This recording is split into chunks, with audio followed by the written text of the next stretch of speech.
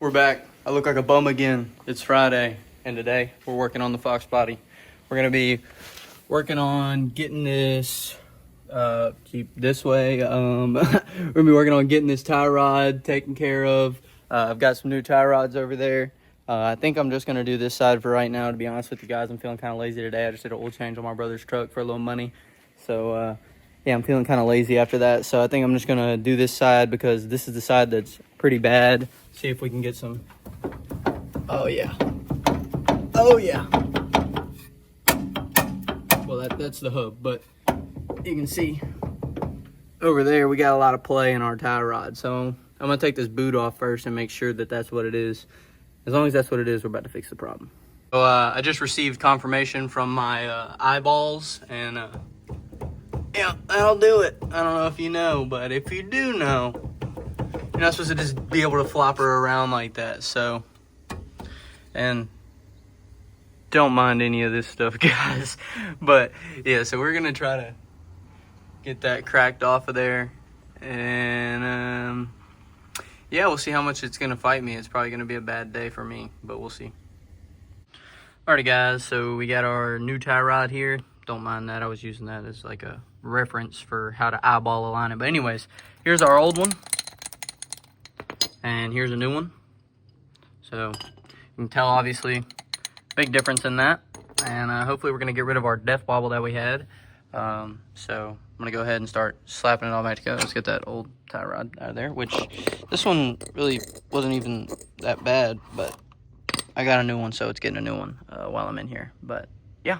So we got a new inner and outer tie rod on the passenger side. Gave it the old eyeball alignment, and I think those are pretty even, if you ask me. Now I don't have that wheel tightened down yet with the lug nuts, so that's why it's leaning so hard. But they also do lean out pretty hard when she travels. But anyways, got a new inner and outer on there. I still have to tighten my jam nut down, but it's back together. Got everything good, I believe. You know, it's always sketchy for me doing stuff like this, because I'm always like, oh, you know, what if I forgot something and my wheels fall off 5 minutes down the road? And hey, that could be the case, people. The wheel could fall off 5 minutes down the road. But if it does, I'll update you, and then I'll fix it. But that's how you learn. So, but no, I mean, I've done tie rods and stuff before, guys, but it's just always scary doing stuff in the steering, especially in something that you're going to go fast in, because you're like, man, I kind of need that when I'm going pretty fast. But I'll keep you guys updated. So, all right, guys, so I don't know what was before this clip. I don't know if this is the beginning of the video or what, but we're back working on the Malibu. I just threw the spark plug wires on there, so that could only mean one thing, and take your guesses. But we've got a battery sitting right here in the floorboard. We got it hooked up to our having a mind blank right now, whatever it's called in there, our power brick. I don't know what it's called right now. I can't think of it, but it's ran where it needs to go, and you know, we just got it grounded out on the chassis for right now. We got to put the starter up in there and then run a power wire to it. But last night we did hook the battery up, turn the key, the fuel pump cut on and stuff, so we do know that it's kind of semi-working at least. We hooked the OBD2 scanner up to it. We read, you know, that it was a 2001 Silverado or whatever, you know, so all that's working at least with the ECU and all that. So we did all right, and now it's about time to see if it'll start. We don't have any converter bolts in it right now because we're trying not to spin the transmission, because we don't have a transmission dipstick tube, and I don't have the drive shaft in it, and I'm not trying to shoot fluid everywhere. So I don't know. I don't know if it's really, you're supposed to start it without the converter bolts in it, but it'll be all right. You know what I'm saying? Anyways, we don't know if we've got everything hooked up or what. We don't know. We don't know what we're missing, what we need, whatever. But we've got to hook the starter up. I got to put the oil in it, and I got to go grab some gas from the gas station, and then we should be ready to hit the key and see what happens. But I'll keep you updated.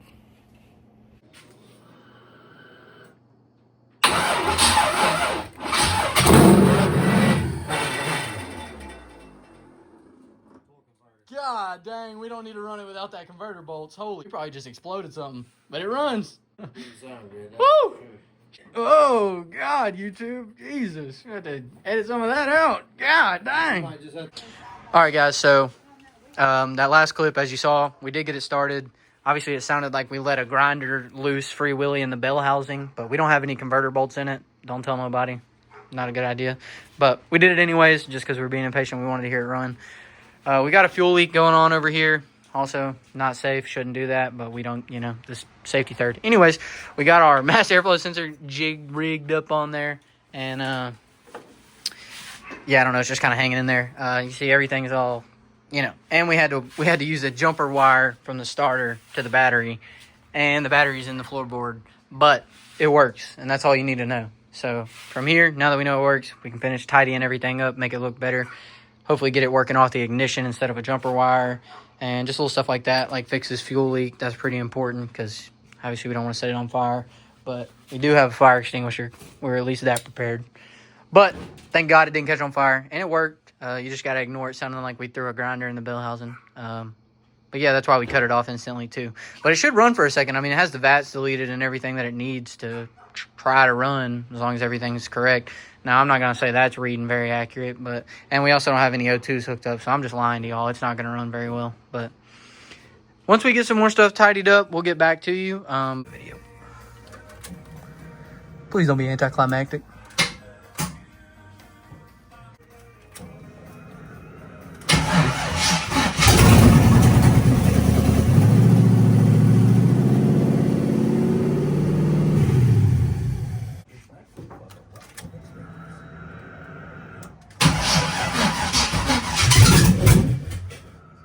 Might have to give her some gas.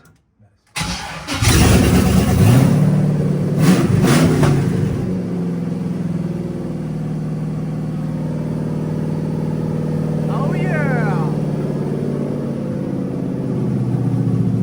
Vacuum leak.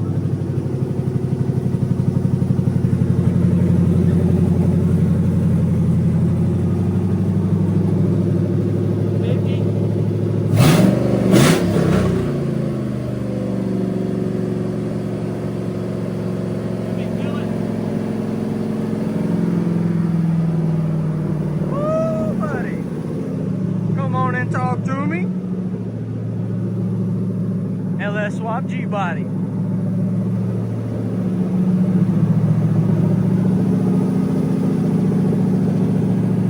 Okay, guys, so we're back. It's another new day, a new weekend. It's a Friday, fresh start on a weekend. I know this video has probably been all over the place. I'm sorry about that. It's been like a compilation of a couple weekends and stuff like that. I haven't been working on the car that much. I've been busy. I got stuff going on, but that's life. But we're going to keep it pushing. We've been working on it a little bit here and there. As you saw, we got it running. But I just know I didn't have that many updates for you guys, like on how we got it to being running and stuff. It just kind of was there all of a sudden after last video. I was working on the wiring.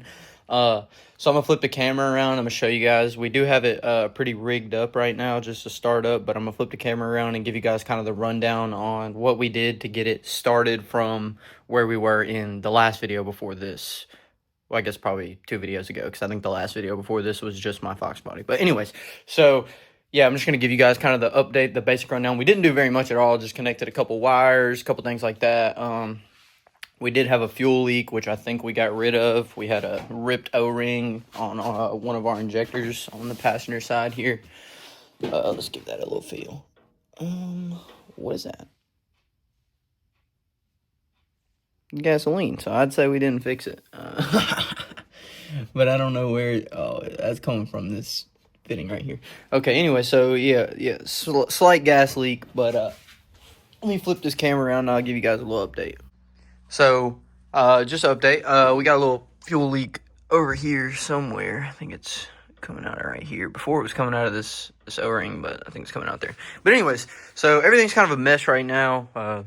Just trying to get it started, and we did. Anyways, we have this dipstick tube kind of rigged in there, just part of the way jammed. We got to get one that actually fits. So we did that. We just threw the MAF on the front of there. It's just kind of hanging out. And then let's see what else we got. Obviously, we hooked up all the plugs we needed to hook up, which that might have been in the last video, might not have. All these were hooked up in the last video, I believe, for the fuse box. We went ahead and through the fuse box down in there. It's mounted down there. Sorry you can't see. It's literally a mess, but we're going to get it cleaned up. You know what I mean? You know, that's just life right now. So anyways, we have this wire is one of the wires that we hooked up. We hooked that up to switched ignition. That turns on the fuel pump, power to ECU and all that. Then we ran a wire from our fuse box over to the battery distribution block. And I know I said that word earlier in this video, and I couldn't think of the word, and I said something crazy, but power distribution block.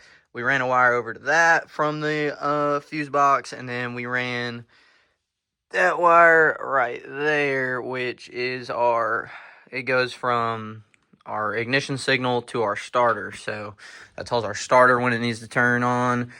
We threw that battery in the passenger floorboard. We ran a wire hot from it over to our power distribution block, and then we just ran a ground to the chassis. We got a wire running for the battery to the starter as well.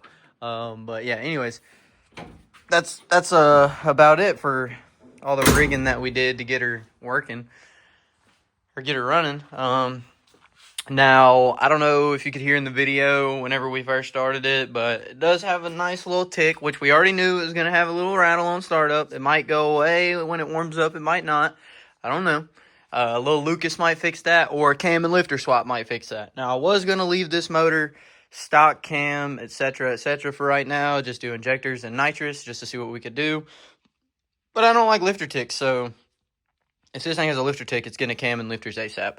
But we'll figure that out. But yeah, it had 55 pounds of oil pressure. We hooked up an oil pressure gauge. And now you did probably see, I'm probably going to throw in that video of the actual first start where the torque converter is grinding and stuff like that, because we didn't put torque converter bolts in it. And yeah, obviously should do that, but I didn't have any on hand at the time, and I wanted to start it, and it was late at night, and so I started it without them, and that's what I did. And we're good still, so be mad if you want, but just made a little noise. It'll be all right. But right now, our current predicament is the flange on our rear end does not match the flange on the back of our drive shaft, so about to get down under there, pop that flange off the rear end, and then once I do that, I'm going to take it over to a buddy of ours' house, and he's going to trade me out for a smaller flange that he has. And hopefully that fits, and then we should be good. Now, I've got to, loom all this stuff up, rerun some of the wires in there because they were super long. We were just doing it to see how it works. Obviously, you have to run this through the car. Have to run that outside. That's the starter wire. Yeah, that's life. But, yeah, we have a lot of stuff to just, touch up, but we got it running, and that was a big goal. Next thing will be driving, but to do that, we're going to need, driving in and out of this shop, not even down the road. But to do that, we're going to at least need a shifter. We might not even need a radiator and trans cooler. We can just move it in and out without it. But ideally, I'd like to buy a radiator, buy a trans cooler, because right now we got the lines looped. Obviously, I'm about to get the drive shaft flange and, get all that fixed. But yeah, we're getting there, guys. I just got a 3D printer, so I've been messing with that a lot. So I'm about to take some measurements from this and this. I'm going to make me a little adapter deal so that those can all sit together. Just for now, just messing around. Just mainly out of boredom, messing with CAD, trying to see, what I can do. I've been messing with CAD for the past couple days because I'm a machinist by trade, but I'm just an operator. Let's be honest, folks. I'm just hitting the button, So I've been messing around with CAD and stuff in my spare time, just trying to learn it, figure things out. And I've been doing a lot of modeling, so basically, I'm just going to do this just for fun and, to see what I can do with it. And to also see what kind of, temperature and stuff that plastic can withstand, because I don't really know. It's just all a gray area for me. I don't know how any of that works. I'm new to all, the 3D printing and everything like that. So, yeah, we're just going to see how that works out for me. It might melt away into nothing, and then I don't know. I wouldn't really care, because literally, like I said, I'm just doing this to see what happens. So we'll see what happens, just like I just said. Also need somewhere to mount this computer, like a little bracket or something, but we'll figure that out. But yeah, guys, we are getting there. We're definitely making some progress on the old LS Swap G body. Yeah, I don't really know what to say. I'm glad you guys have been tagging along. I've been the videos have been doing okay. You know, it's hit or miss on them, but I really do appreciate you guys that are coming to watch them all. I know there's some of you guys that are watching every video, watching the progress, commenting, let me know, you know, that you're happy to see the progress, and I appreciate you guys a whole lot. I'm happy to see the progress as well, but I'm happier to see you guys following along, because that's what this build is all about. Just, you know, what you can do in your garage for cheap at home. I don't know how much I have in this car. I haven't added it up yet, but I can tell you it's not even $5,000. It is definitely under $5,000. Granted, this car was sitting out behind the shop back there rotting away. Turbo 400 was sitting over there in the corner. We don't even know if it works yet, but I got this motor, you know, all put together. Got it from a buddy. Can't even remember what I paid for it, but I'm going to go through all that and break it down in the end. But anyways, all you guys got to know is that I have a running, driving LS swap car for under $5,000. Definitely under $5,000. I don't know the exact price. It might be $3,500. It might be $2,500. It might be $4,800. I don't know, but it's under $5,000. I can guarantee you that. And yeah, it is a running LS swap car. You could start it up, rev it up. If I had a drive shaft and a shifter, I'd try to put it in gear and take off, but probably shouldn't do that without my brakes hooked up either. I appreciate all you guys for following along. That's what I did this build for, is to show everybody that it's not about the money. It's not about how nice your stuff is. It's not any of that. This is a junkyard motor. This is a car that was sitting out behind the shop, rusting away. It's not the nicest car in the world by any means. There's stuff, you know, there's all kinds of stuff going on with it, but that's not the point. You know, the point is it's about what you want to do, not what, like, you know what I mean? People limit themselves a lot. They say, oh, I can't afford to. I can't do this. I can't do that. But you get the cheap car, you know, and then it sits out back for a while. And then eventually you get the money and you get the motor. And then eventually you do that and this and that and this. And then eventually it adds up. But it's about the want, people. And that's what I want to show everybody. You don't have to have $1 million. You just got to have the want to do it. You got to have the drive to do it. And you got to be motivated to do it. And if you are all those things, then you'll get it eventually. I promise. All right, guys, so we got our drive shaft down in there, hooked up. Everything's good to go there. Like I said yesterday, I 3D printed this little majig to hold that on there, just messing around. Obviously not going to stay, but just did it for funsies. We just got to figure out, we've got to get something to go in here and hook up to this PCV. Got to get the PCV figured out, and then we got to cap this off, and then we should be good to go vacuum-wise. We got to get a little barb fitting to go from our brake booster right there to the vacuum line that goes on the intake. But yeah, I mean, we're almost there. She's looking pretty good. Obviously, it runs right now. You saw that earlier in the video. We do have a fuel leak right here at this fitting, which is not ideal. But we're going to get that fixed up. Obviously, I still need to get a radiator and a transcooler, a couple more things. But realistically, once it has a radiator, a transcooler, and a shifter, I don't see what else it would need to move in and out and, you know, kind of drive around a little bit. But, yeah, I mean, we're at a good stopping point right now. We've got everything hooked up in the drivetrain. We got the drive shaft hooked up, transmission's bolted in, torque converter's bolted in, flywheel's torqued down, motor runs. We got to mount our ECU up, hide some of that wiring. But, yeah, I mean, it's really a downhill battle from here, guys. It's always that last 10% of stuff, you know. But, yeah, we just got to pretty much tidy everything up, you know, reroute some of these wires, run our gauge in there for our oil pressure. And then it'll be the fun stuff, like starting on body work and all those kind of things. But for the most part, our LS swap is complete. I mean, I would almost venture to say that it is complete. We started it up, hit the key, it started, it runs, but it doesn't drive yet. So I guess it's not completely complete. But the biggest part of our LS swap journey is over, guys. I mean, the motor is in and it runs and everything is hooked up. So now we just got to finish that last little downhill battle of, it's not really the last 10%. Obviously, you can tell it's like the last 90%. But, you know, that's what they say. I mean, really the hard part is the final 10%. The prep work is not even important. But, yeah. So, obviously, we do have a lot of work still left to do. But most of the mechanical stuff with the engine and everything is done. Obviously, this motor is going to get a cam and lifters and so on and so forth down the road. But the plan for right now is probably to leave that in there. The stock cam and lifters in there for now. It did have a little tick when we started it the other day. The tick is supposed to go away when the motor warms up. I don't know if it does or if it doesn't, but I'm sure it will. It's got 55 pounds of oil pressure, but I'm sure once it primes that lifter up, it'll go away. If the tick does stay there while it's just running and the motor's warmed up and it's still ticking, then I'm probably going to go ahead and change the cam and lifters just because I can't stand the lifter tick. But, yeah, I mean, that's about it. Like I said, once we get a radiator and trans cooler, we'll be even better to go. But for the most part, she is wrapped up and ready to go. Obviously, we've got to tidy all of this mess up, and all the stuff inside the car is a nightmare. But there is an LS in this Malibu, C4 behind it. Oh, C4, buddy's tripping. TH400 behind it, 4.8, Mustang drive shaft, Mustang rear end, max peating rods, motor mounts. That's how you do it, folks. But thank you all for watching. Stay tuned for the next one. And, yeah, like, comment, subscribe. We'll see you later.